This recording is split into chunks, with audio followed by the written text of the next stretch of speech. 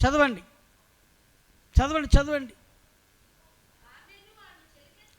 ఆమెను ఆమె చెలికత్తెలను అంతఃపురములో అతి శ్రేష్టమైన స్థలమందు ఉంచబడెను. దేవునికి స్తోత్రం.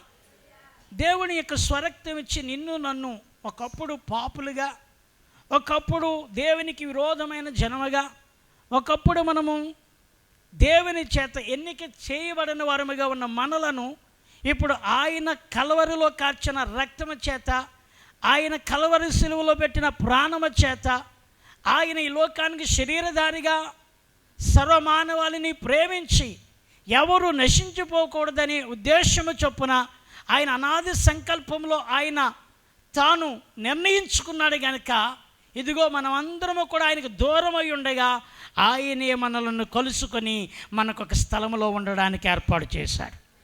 స్తోత్రం చెప్పండి. హల్లెలూయా.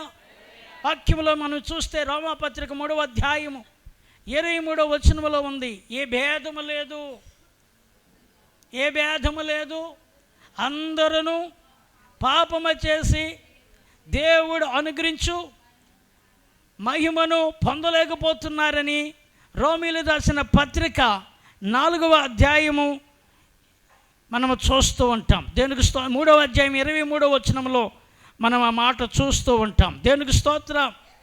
ఏ భేదమును లేదు, అందరూ పాపము చేసి దేవుడిని గురించి మహిమను.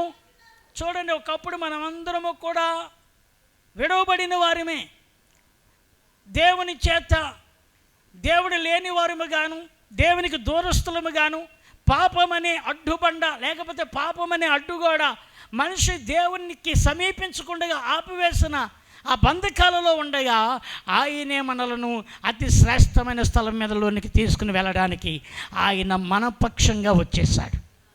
స్తోత్రం చెప్పండి. హల్లెలూయా. అందుకంటున్నాడు, ఏ భేదము లేదు, అందరూ ఏం చేశారట? అందరూ పాపము చేసి దేవుడు అనుగ్రహించు మహిమను పొందలేకపోతున్నారు అని చెప్పాడు. నిజమే. ఇదిగో ఎస్తేరు ఏ రకమైనది అని అంటే, ఆ రకంగా చెప్పాలంటే ఇప్పుడు ఆమె తగినది కాదు, కానీ ఇప్పుడు ఆయన యొక్క స్థానములో, ఆయన యొక్క కోటలో, ఆ రాజభవనములో ఆమె అతి శ్రేష్టమైన స్థలములోనికి తేపడ్డాది. స్తోత్రం చెప్పండి. హల్లెలూయా. అందుకే వాక్యములో ఉంది, అదే రోమాపత్రిక 4వ అధ్యాయము 8వ వాక్యం చదివితే, ప్రభువు చేత నిర్దోషి అని ఎంచబడిన వాడు ధన్యుడు అని, చాలమ్మా, ప్రభువు చేత నిర్దోషి అని ఎంచబడి వాడు ధన్యుడని వ్రాయబడి ఉంది. ఎవరి చేత నిర్దోషి అని ఎంచబడాలి? మనము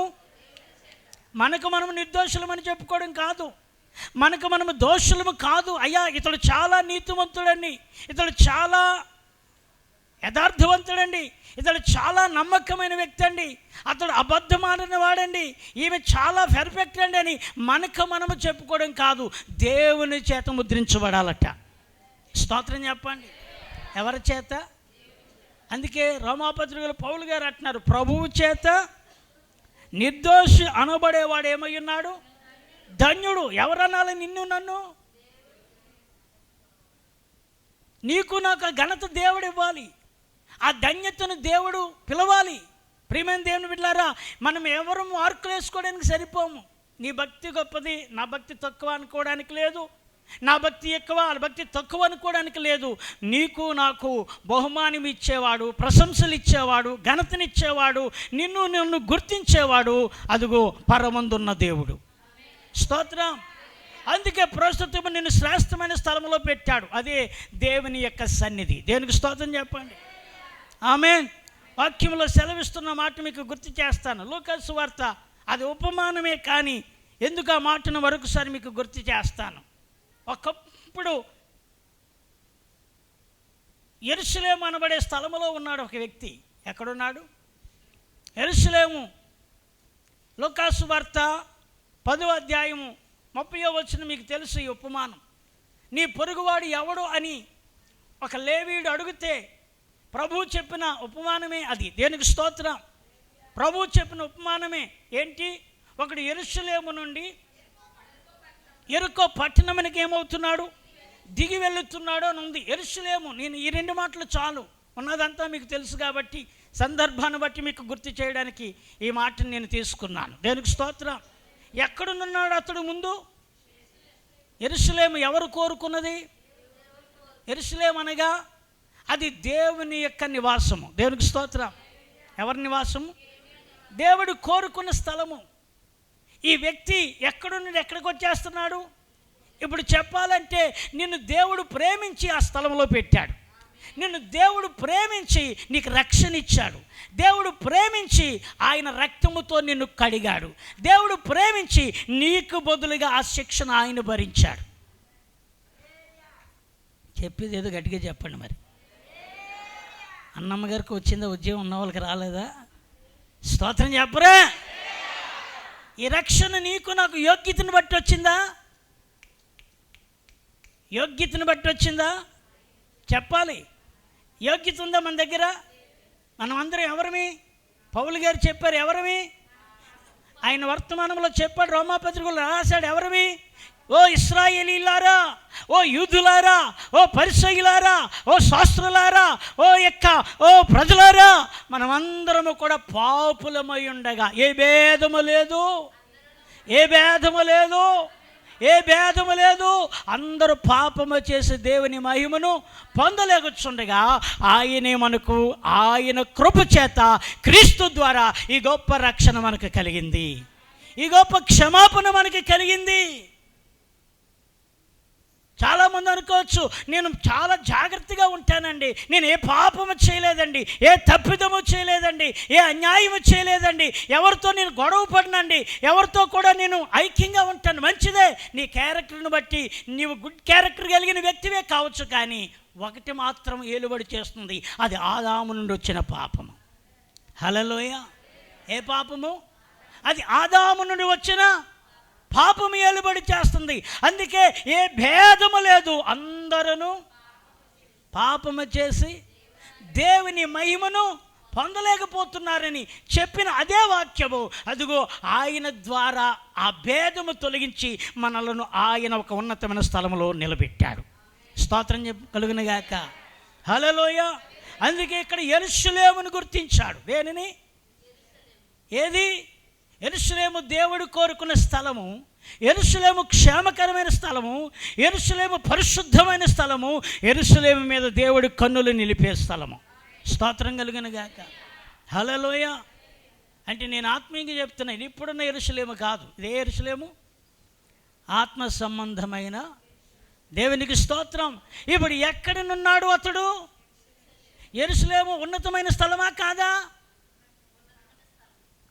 యెరూషలేము పవిత్రమైన స్థలము, ఘనత కలిగించే స్థలము, దీవెనికరమైన స్థలము, దేవుని స్వరం వినే స్థలము. అలాంటి స్థలములో దేవుడు ఇప్పుడు ఒక వ్యక్తిని నిలబెడితే ఆ వ్యక్తి ఎక్కడి నుంచి కిందకు వచ్చేస్తున్నాడు? ఎరుక అనగా చెప్పండి, ఎరుక అనగా మరో మాటలో చెప్పాలంటే లోకము. హల్లెలూయా. ఏంటది? లోకము. దైవజనుడా, ఈ ఊరు మంచిదే, ఇక్కడున్న పట్టణం మంచిదని అనుకుంటున్నావు, కానీ ఈ ఊరిలో ఉన్న నీళ్ళు ఎవరితో అన్నమాట? అది ఎవరన్నమాట? కొంచెం జ్ఞాపకం చేసుకుంటే మీకు ఎవరన్నారో ఆ మాట మీకు గుర్తొచ్చేస్తుంది. ఎలీషా శిష్యులు అన్నమాట. దేనికి స్తోత్రం. దైవజనుడా, ఈ పట్టణం మనకి రమ్యముగా కనబడుతుందేమో, కానీ ఈ పట్టణం మనకి అనుకూలంగా మీ దృష్టికి చాలా ఉన్నతముగా మీకు కనబడచ్చు, కానీ ఈ పట్టణం యొక్క పరిస్థితుల్లో ఈ పట్టణం యొక్క నీరు ఏమైంది? పాడైపోయిన, మలినమైపోయిన, త్రాగడానికి కూడా ఉపయోగకరము కానీ నీరుగా ఈ నీరు మారింది అని అక్కడ శిష్యులు మాట్లాడుతూ వచ్చారు. దేనికి స్తోత్రం. హల్లెలూయా. రాజుల గ్రంథము 2వ అధ్యాయంలోనికి మీరు వెళ్తే ఈ భూమి నిస్సారమైనది అని మనము చూస్తాం. దేనికి స్తోత్రం. ఈ భూమి ఏమైంది? 19వ వాక్యం కనబడుతుందా? అంతటా రమ్యమైనదని నా ఏలిన వాడగు నీకు కనబడుచున్నది కానీ అందుచేత భూమియు నిస్సారమైనని ఎలీషాతో అనగా ఇది ఏ పట్టణమో తెలుసా? ఇది ఏ ప్రాంతం అని అంటే మీరు పైన 18వ వచనంలో ఉంది ఎరుకో. చెప్పండి, ఏముంది అక్కడ? ఎరుకో ఉంది. ఇప్పుడు అతడు ఎక్కడి నుంచి ఎక్కడికి వచ్చేస్తున్నాడు? యెరూషలేము నుండి ఎరుకోకి దిగుతున్నాడు. ఎరుకోలో మంచిది ఉందా? ఇప్పుడు ఎరుకో పట్టణం పైకి ఎలాగుంది? రమ్యమైనదిగా ఉందట. ఈరోజు చెప్పనా, లోకము నీ దృష్టికి చాలా రమ్యమైనదిగా కనబడుతుంది. ఈరోజు కొన్ని ఆరాధన స్థలాలు కూడా ఎలాగైపోయి అంటే లోకమే ఎక్కడికి వచ్చేసింది, ఎక్కడికి వచ్చేసింది. ఏమండి, జనాలు ఎక్కడెక్కువ ఉంటున్నారు తెలుసా? ఎక్కడ రంగులు ఉన్నాయో, ఎక్కడ కలర్స్ ఉన్నాయో, ఎక్కడ ఏంటి అంటారు, ఏమండి, ఏ లైట్లు అయ్యి, ఏ లైట్లు, ఎక్కడ ఏ రకమైన ఏమండి సౌండ్, ఎక్కడ ఎలాంటి విధమైన పరిస్థితులు ఉన్నాయో అక్కడ లోకము ఏమండి దేవుని మందిరం ఎక్కడికి వచ్చేసింది? ఇప్పుడు లోకంలోనికి. దానిని ఈరోజు చాలామంది యువత చాలా గొప్పగా అనుకుంటున్నారు, కానీ నిజానికి అక్కడ కన్నీరు ఉండాలి. దేనికి స్తోత్రం. అక్కడ పశ్చాత్తాపం ఉండాలి, అక్కడ మారు మనస్సు ఉండాలి, అక్కడ గద్దింపు ఉండాలి, అక్కడ దేవుని సన్నిధి ఉండాలంటే రక్షణ అనుభవంలోనికి ప్రజలు రావాలి. దేవునికి స్తోత్రం, హల్లెలూయా. ఈరోజు లోకము ఎక్కడికి వచ్చేసింది? మందిరం ఎక్కడికి వెళ్ళిపోయింది? లోకం మందిరంలోనికి రావట్లేదు. మందిరం ఎక్కడికి వెళ్ళిపోయింది? ఆరాధన లోకంలోకి వెళ్ళిపోతుంది. ఏమండి, ఏంటి పరిస్థితులు అని అంటే రకరకాలైన వ్యతిరేకతలు వస్తున్నాయి. ఏది ఏమైనా ప్రభు రాకడ సమీపింది, ఎందుకంటే ఆయనే ప్రతివానికి బహుమానం ఇస్తాడు. దేవునికి స్తోత్రం. ఆయన ప్రతివానికి వాని క్రియలు చొప్పున ఏమిస్తాడు? ప్రతివానికి వాని పనిని బట్టి జీతం దొరుకుతుంది.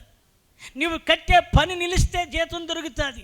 నువ్వు ప్రార్థించే పనిని నువ్వు కొనసాగితే దేవుడు నీకు జీతం ఇస్తాడు. నీ రక్షణ నువ్వు కాపాడుకుంటే జీతం ఇస్తాడు. నీ విశ్వాసాన్ని కొనసాగితే నీకు జీతం ఇస్తాడు. నీ ఆత్మీయతను ఈ భూమి మీద ఎంతగా ఎన్ని కష్టాలు వచ్చినా, ఇబ్బందులు వచ్చినా, శ్రమలు వచ్చినా, అవమానాలు వచ్చినా నీ ఆత్మీయతను ఎక్కడా చేజారకుండగా అదిగో ఆ యెరూషలేములో నిలబడేటట్లుగా నువ్వు ఉంటే ఆయన నిన్ను ఉన్నత స్థలంలో కూర్చొని పెడతాడు.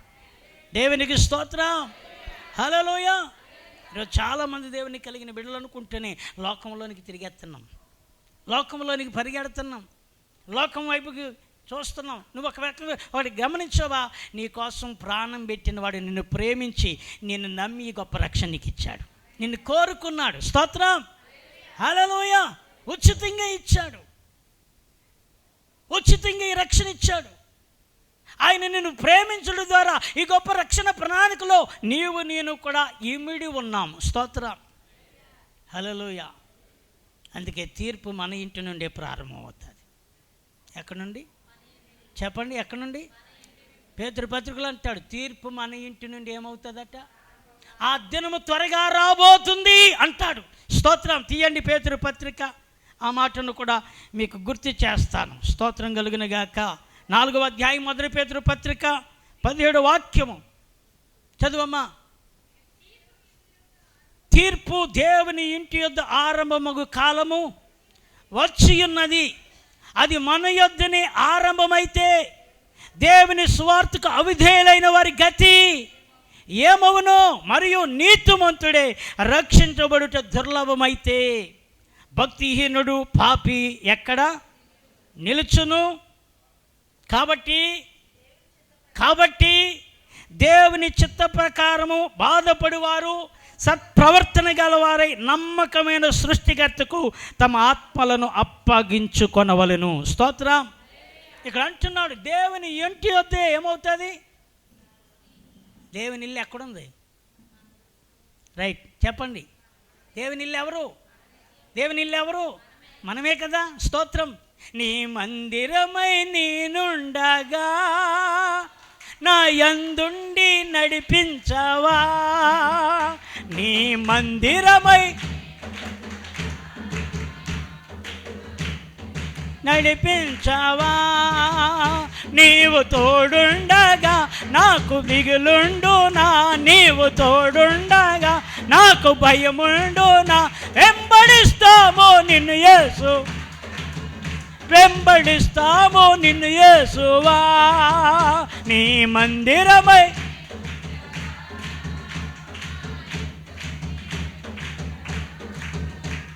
స్తోత్రం, హల్లెలూయా. ఆయన మందిరం ఎవరు? ఇప్పుడు చెప్పండి, తీర్పు ఎక్కడ ప్రారంభమవుతుంది? నీకు ఇచ్చిన రక్షణ, నిన్ను నమ్మి నీవు నమ్మకమైన వ్యక్తిగా ఉండాలని, ఇక మీద పాపము జోలికి పోకూడదని, లోకాశల జోలికి పోకూడదని, నేత్రాశలోనికి పడకూడదని, పరిశుద్ధతలో నుండి త్రొట్టిల్లిపోకూడదని ఆయన ఉపదేశం నీకు ఇక్కడ అందిస్తున్నాడు. స్తోత్రం. ఆయన నిన్ను అంతఃపురములో అతి శ్రేష్టమైన దాని మీద నిన్ను పెడుతూ ఉన్నాడు. హల్లెలూయా. నీకు సపోర్ట్గా అనేకులను కన్యకులను నీకు పరిచారకులుగా ఇచ్చాడట. దేవునికి స్తోత్రం చెప్పండి. ఎస్తేరుకి ఎంతమంది వచ్చారు కన్యకులు? 7. దేవునికి స్తోత్రం. కొంతమంది కన్యకులను ఏం చేశాడు? పరిచారకులుగా నీకు హెచ్చరించడానికి, నీకు తెలియపరచడానికి, నీకు ఏ టైంలో ఏమి ఇవ్వాలో, ఏ టైంలో ఏ ఆహారం అందించాలో, ఏ టైంలో ఏ పానీయం ఇవ్వాలో, ఏ టైంలో నీకు సౌకర్యవంతముగా నిన్ను సిద్ధపరచాలో అవన్నీ కూడా వారు చేస్తున్నారట. దేవునికి స్తోత్రం చెప్పండి. హల్లెలూయా. సహోదరులారా, దేవుని సంఘమా, ఈరోజు చెప్తున్నాను, ఆ ఇల్లు మొదట మనం దగ్గర నుంచే ప్రారంభమవుతుంది. నీ ఇల్లు ప్రారంభమైతే నీ నోటి మాట ఎలా ఉంది, నీ ప్రవర్తన ఎలా ఉంది, నీ నడవడిక ఎలా ఉంది, నీ స్వభావం ఎలాగుంది? మనుషులకి కప్పొచ్చు, కానీ ఎవరికి కప్పలేము. ఇప్పుడు మనుషులకే కప్పలేకపోతున్నాం, దేవునికి కప్పగలమా? ఈరోజు మనుషులకి కప్పగలుగుతున్నారా? ఎక్కడొక్కడ దొరికేస్తున్నాడు కదా. హత్య చేసిన వాడు ఎక్కడొక్కడ ఏం చేస్తున్నాడు? చంపిన వాడు దొరికేస్తున్నాడు, దొంగిలించిన వాడు దొరికేస్తున్నాడు, మోసగించిన వాడు దొరికేస్తున్నాడు.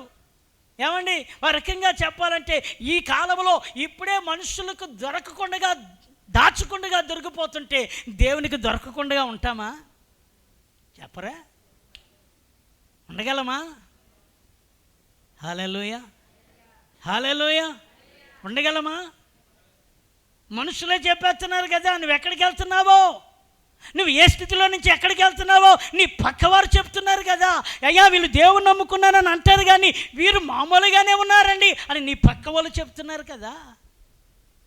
దేవుని నమ్ముకున్నామని అంటారు, కానీ వీళ్ళ వ్యాసాలు, వీళ్ళ భాష, వీరి యొక్క విధానాలు మారలేదండి, వాళ్ళే సాక్ష్యం ఇస్తున్నారు కదా. సహోదరులారా, మనం లోకానికి వెలుగుగా ఉండాలి తప్ప లోకమునకు మనము చీకటిగా ఉండడానికి దేవుడు మనల్ని పిలవలేదు. లోకానికి మనం ఎలా ఉండాలి? నిన్ను చూసిన వాళ్ళు పరిశుద్ధులు, వీళ్ళు దేవుని నమ్ముకుని చాలా పెర్ఫెక్ట్రా, వీళ్ళ ప్రవర్తన చూస్తున్నాం, వీళ్ళ మాట చూస్తున్నాం, వీళ్ళ సాంగత్యం చూస్తున్నాం, వీళ్ళ యొక్క విధానం చూస్తున్నప్పుడు ఆ దేవుడిలో ఎంత శక్తి ఉంటేనే కానీ ఇలాంటి వారు ఇలా మారారని నీ ద్వారా దేవుని నామానికి ఏమి రావాలి? మహిమ రావాలి. తృణీకరించబడేటట్లుగా మనం మారిపోతున్నాం, వెక్కిరించబడేటట్లుగా మారిపోతున్నాం. దేవుని శక్తిని అన్యజనులు, దేవుని ఎరగిన వారి మధ్యలో చేతకానితనంగా మనము అక్కడ వారిని దేవుని నామాన్ని కనపరిచి ఒక దినాన్ని తప్పించుకోవాలనుకుంటున్నామో, కానీ దేవుని ఇంటి యొద్దే ప్రారంభమవుతుంది. స్తోత్రం కలిగిన గాక. తీర్పు ఎక్కడా? తీర్పు కత్తి ముందు పడేది ఎవరి మీద? కత్తి ఎవరి మీద పడుతుంది ముందు? వాళ్ళని కాదు. అందుకే అంటున్నాడు, ఇదిగో సువార్తకు అవిధేయులైన వారి గతి. మనమే అలాంటి గతిలో పడితే, మనమే తప్పించుకోలేని వారమైతే, మనమే ఆయనను మాటను మనము ఎరిగి కూడా మనం ఆయన దగ్గర దోషులుగా నిలబడితే, సువార్తకు అవిధేయులైన వారి గతి మరి ఇంకేమవును? తీర్పు వాళ్ళకి కాదు, ఎవరికి? జాగ్రత్త సుమా. స్తోత్రం. సంఘమా, విశ్వాసి, దేవుని పిల్లలారా, దైవ సేవకులారా, ఇది ఎవరికి? నీకే సుమా. దేనికి స్తోత్రం. నేను అంతఃపురంలో ఒక ఉన్నతమైన స్థలంలో పెట్టాడు. యెరూషలేము దేవుని యొక్క భద్రతకు సూచన, యెరూషలేము దేవుని సహవాసానికి సూచన, యెరూషలేము దేవుడు కోరుకున్న ఇంటికి సూచన. దేనికి స్తోత్రం. ఇప్పుడు యెరూషలేము నుండి ఎక్కడికి దిగిపోయాడు? మనం దిగాలా ఎక్కాలా? చెప్పరే. మనం దిగకూడదు. ఏం చేయాలి? ఎక్కాలి. మొన్న చెప్పాను, గనురాలు ఎక్కిందా దిగిందా? స్తోత్రం చెప్పండి. గనురాలు ఏం చేసింది? కర్మీలు ఎక్కుతూ వెళ్ళింది. ఆమెను చెప్పండి. ఎప్పుడు? బాగున్నప్పుడా? ఎప్పుడు? అన్ని రకాల సౌఖ్యం ఉన్నప్పుడా? ఎప్పుడు? అన్నీ కలిసి వచ్చినప్పుడా? కాదు కాదు. ఒక పక్క బిడ్డ మరణము, ఆమె ఎరిగి ఆ బిడ్డను మంచు మీద పరుగబెట్టి తన భర్తతో చెప్తుంది, నేను ఇప్పుడు దైవజనుడి దగ్గరికి వెళ్ళడం మంచిది. స్తోత్రం. దైవజనుడు ఎక్కడో కర్మేలు పర్వతం ఎక్కడో ఉన్నాడు. గాడిదను సిద్ధపరిచి, పనివాడిని సిద్ధపరిచి తన భర్తతో చెప్తుంది, నేను వెళ్తున్నాను అని చెప్పింది. ఈరోజు అమావాస్య కాదే, ఈరోజు విశ్రాంతి దినమే కాదే, అయినా సరే నువ్వు వెళ్తానంటున్నావు ఏంటమ్మా అంటే, వెళ్ళటం మంచిది. దేనికి స్తోత్రం. ఆమె లోకములోకి పరిగెట్టుకుని వెళ్ళలేదు. ఎక్కడికి వెళ్ళింది? దేవుని సన్నిధికి పరిగెట్టుకుని. సహోదరులారా, నేను చెప్తున్నాను, ఏ పరిస్థితి అయినా మనకు ఒక స్థలం ఉంది, అక్కడికి నువ్వు పరిగెట్టుకుని వెళ్ళాలి.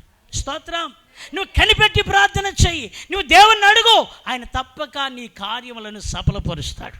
ఆయన తప్పక నీ భారాన్ని తేలిక చేస్తాడు. ఆయన తప్పక నీ పక్షముగా కీడుని సైతము మేలుగా మార్చగలడు. దేవునికి స్తోత్రం. మనం నిలబడకే, మనం సరిగా కొనసాగించకే, మనం సరిగా ఆ విశ్వాసంలో స్థిరత్వంలో త్రొట్టిల్లు పోతూ వెనకబడేటట్లుగా ఉన్నాం కనుకనే అపవాది మనల్ని తోలుబొమ్మలాగా ఏం చేస్తున్నాడు? వాడు ఆడించున్నాడు. కానీ లేకపోతే నీవు వాడిని గద్దింతే పారిపోతాడు అంటాడు. స్తోత్రం. అపవాదిని గద్దించుడి. యాకోబు పత్రిక దేవునికి లోబడి ఉండండి, అపవాదిని ఎదిరించుడి, అప్పుడు వాడు మీ యొద్ద నుంచి ఏం చేస్తాడు? ఉంటాడా? పారిపోతాడు. దేనికి స్తోత్రం. హల్లెలూయా.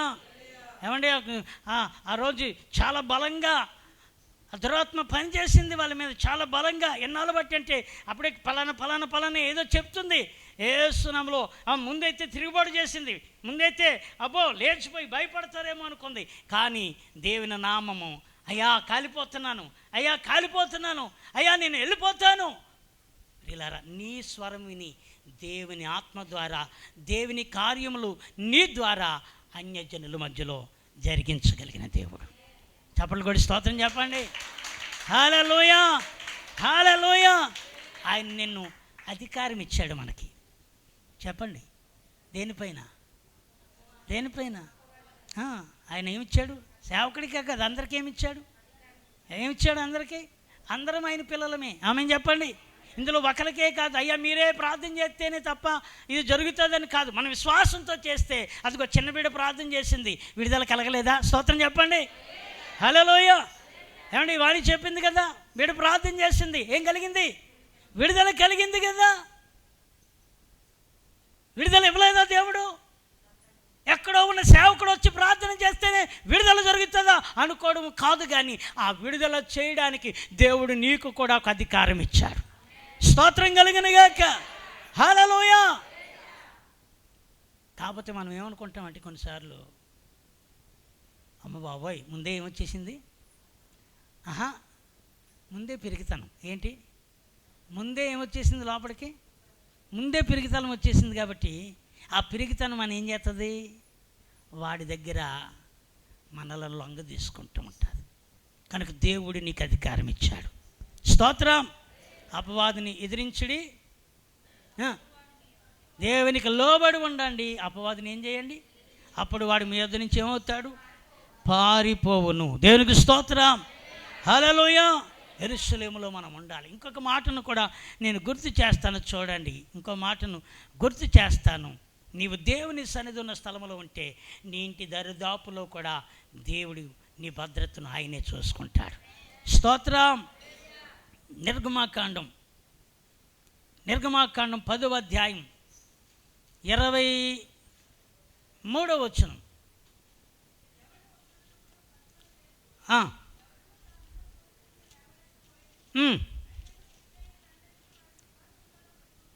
అద్భుతమైన మాట. అయినను, మాట చెప్పండి. అయినను ఇశ్రాయేలీయులలో ఏమున్నదట? వెలుగుండెను. చప్పట్లు కొట్టి దేవునికి స్తోత్రం చెప్పండి.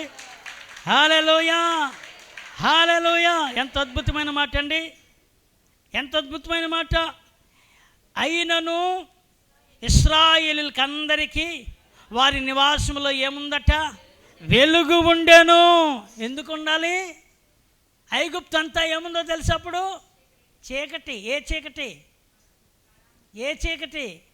అక్కడ ఉంది. అక్కడ ఏమనుందంటే చిక్కని. ఏ చీకటి? అక్కడ వ్రాయబడిన మాట చిక్కని చీకటి అంటే. ఎప్పుడన్నా విన్నారా? ఏ చీకటి ఉందా మాట? ఎన్నో వచ్చును? 22వ వచనంలో ఏమనుంది? ఆకాశం వైపు చెయ్యెత్తి నువ్వు చాపు, ఐగుప్తు దేశం అంతటి మీద ఎన్ని దినాలు? 3 దినాలు. ఏ చీకటి? చిక్కన చీకటి కమ్మెను. అంటే చేతికి మనుషుడు కూడా అందనంతగా, మనుషులు కూడా తడువుకునేంతగా కిందనుంది తడువులాడునంత చీకటి అని. హల్లెలూయా! పుట్వేర్లో ఉంది ఏమని? తడువులాడునంత. ఎక్కడ చెప్పండి? ఎక్కడ? అది ఫుట్వేర్లో కాదు, చీకటి ఫుట్వేర్లో లేదు. ఎక్కడుంది? దానికి నిర్వచనం ఉంది. ఆ చిక్కని చీకటి అంటే దానికి ఆ పలికిన దాన్ని పూర్తిగా మనకి వివరించిన మాట ఏంటంటే, కంటికి మనిషికి తగలనంత, మనిషిని తడువుకునేంత చీకటి. స్తోత్రం. ఎక్కడుందట? ఐగుప్తులో ఉంది. కానీ మరి ఎవరికి లేదట? వాక్యం అద్భుతం కదండి. అయినను ఆ మాట మీరు అండర్లైన్ చేయండి. ఎంత మంచి మాట. దేనికి స్తోత్రం. అయినను ఇశ్రాయేలు అందరి వారి నివాసములలో వెలుగుండెను. దేవుడు ఎక్కడ నీకు తోడై ఉంటాడు, నువ్వు ఎక్కడ దేవుడిని కలిగి ఉంటావో అక్కడ నీకు వెలుగు ఉంటుంది. ఆమేన్ చెప్పండి. ఏముంటుంది నీకు? ఇవన్నీ వస్తాయి, ఇబ్బందులు వస్తాయి, నష్టాలు వస్తాయి, కష్టాలు వస్తాయి, బలహీనతలు వస్తాయి, భయాలు ఇవన్నీ వస్తాయి. కానీ నీవు స్థిరత్వంలో ఆయన నీకు వెలుగుగా ఉంటాడు. స్తోత్రం చెప్పండి. నీ కుటుంబానికి ఉంటాడు, నీ పిల్లలకు ఉంటాడు. ఎలా పరిగెడుతున్నాం మనం? ఇంతనవా దేవుని వాక్యం మనం ఇక్కడ ఉన్నామా? మళ్ళా మనం ఈ స్థిరత్వంలో ఉండగలుగుతున్నామా? ఉండేవారుగా ఉన్నామా? ఎవరు పడగొడుతున్నారు? ఎలా పడిపోతున్నావు? నీ ఆరాధించే దేవుడు నేను ఏర్పరచుకున్నాడు ఉన్నత స్థలంలో పెట్టడానికి. స్తోత్రం. ఏ స్థలంలో? ఉన్నత స్థలంలో పెట్టడానికి. ఆయన ఉండే స్థలము నీకు భద్రత, ఆయన ఉంచే స్థలము నీకు దీవెన, ఆయన ఉంచే స్థలము శ్రమ కూడా నీకు ఒక దినాన్ని సంతోషంగా మారిపోతుంది. స్తోత్రం. శ్రమలైనను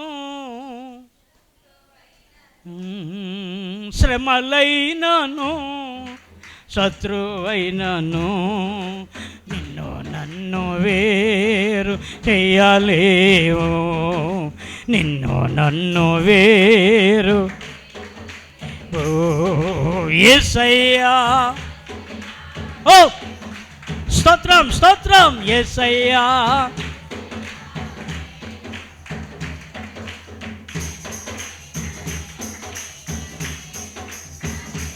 మేలు క్షణమైన నీ ప్రేమలో నుండి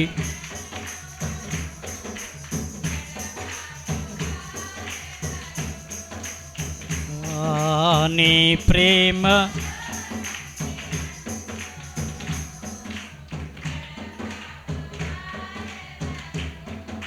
శ్రమయైనను శ్రమయైనను ఓ నిన్ను నన్ను వేరు. ఓ యేసయ్యా,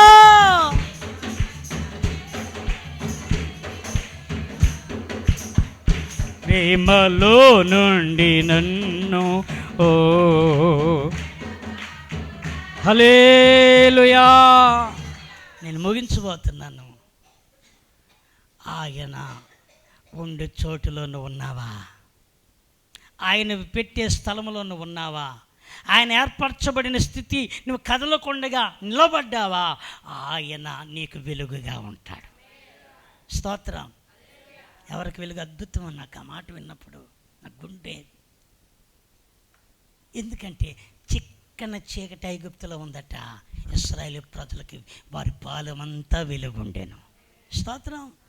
నీ ఇంటిలో ఆయన ఉంటాడు, నీతో ఆయన ఉంటాడు, నీ కష్టాదితులు ఆయన ఉంటాడండి, నీ ప్రయాసలు ఆయన ఉంటాడండి, నీ ఇబ్బందులు ఆయన ఉంటాడండి. ఆయన నిన్ను ఒట్టిగా విడిచిపెట్టాడండి. ఆయన నిన్ను త్రోసివేయడండి. ఆదివారం 100 రూపాయలు 200 వస్తాయని వెళ్ళిపోతున్నావా? ఆదివారం పని పోతే ఎలాగా? నా జీవితానికి ఆధారం కదా అని అనుకుంటున్నావా? దేవుడు నీకు వెలుగుగా ఉన్నాడు. మర్చిపోకు. నీకున్న ఇబ్బందులను కూడా ఆయన సమృద్ధిగా ఇవ్వగలిగిన దేవుడు. స్తోత్రం. ఎంతమంది ఒప్పుకుంటారు ఈ మధ్యాహ్న సమయంలో? దేవా నిజమే, నువ్వు నాకు వెలుగుగా, నువ్వు ఉండే చోట్ల నేను ఉంటానయ్యా, నువ్వు పెట్టిన స్థలంలో నేను ఉంటానని ఎంతమంది సమర్పణ చేయగలరు?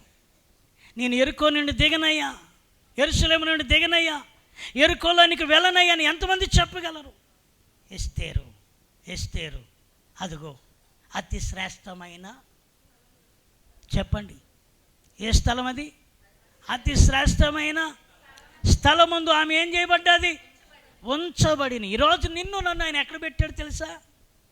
పరిశుద్ధాత్ముడనే చేతికి ఆయన అప్పగించాడు. స్తోత్రం. సంఘములో వధువుగా నిన్ను నన్ను ఆయన పెట్టి, పరిశుద్ధాత్ముడు మనకి కాపుదలగా పెట్టి, వాక్యమైన నీరు పోసి ఆయన మనల్ని ఆయన ఎదుటి నిలబెట్టడానికి ఇదిగో ఈ శ్రేష్టమైన స్థలంలో నిలబెట్టాడు. స్తోత్రం చెప్పండి. మీకు వివరణ ఎత్తున్నాను. హల్లెలూయా, ఆమేన్. మనం అందరం ఇప్పుడు ఎవరిని? రాజుని ఎదుర్కోవడానికి మనం ఏం చేయబోతున్నాం?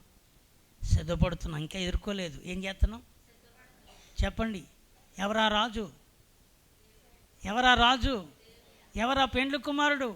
ఎవరు ఆయన ఎవరు ఎదురు మనం నిలబడాలి? ఇదిగో ఆయన ఎదుట మనం అందరం నిలబడేయడానికి మనం ఇప్పుడు ఇక్కడ నిలబడ్డాం. స్తోత్రం.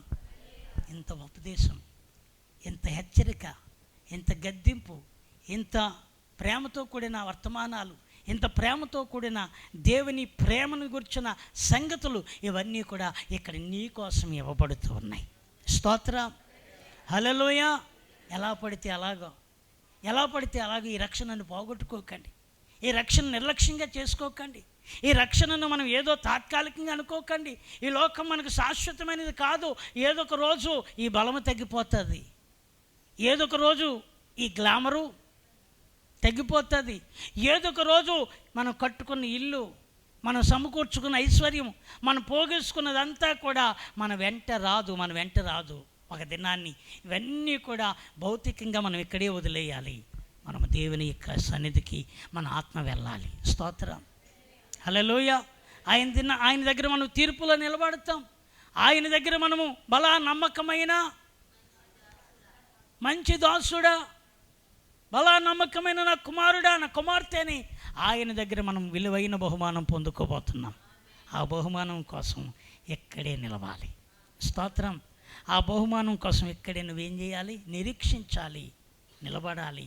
ప్రభువు కోసం పవిత్రతను కాపాడుకుంటూ ఆ స్థలంలో నువ్వు ఉన్నావనే సంగతి మర్చిపోకుండా దేవుని నిత్య మహిమ కోసం సిద్ధపడిన వధువుగా మనం ఆయన భయభక్తులు కలిగి నడిచినట్లుగా ప్రభు ఆయన కోసం అలా సిద్ధపరుచునగాక.